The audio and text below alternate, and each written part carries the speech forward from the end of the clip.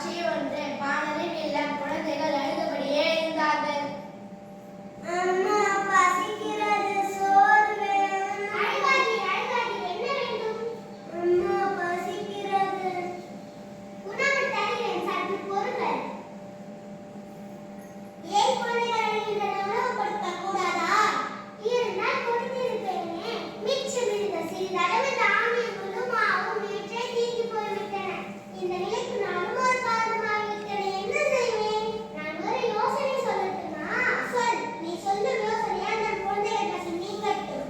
கொல்லிமலை அரசர் வல்விலோடியைச் சென்று கண்டு வாருங்கள். அள்ளிக் கொடுக்கும் பலர் என்று எல்லாரும் கூறுகிறார்களே. ஆம், நானும் கேள்விப்பட்டுள்ளேன். வீரத்திலும் குடைத்திறத்திலும் சிறந்தவர். இதோ இப்போதே செல்கிறேன். சென்று வாருங்கள். தாங்கள் வரும் வழி நோக்கி எங்கள் விழிகள் பார்த்து.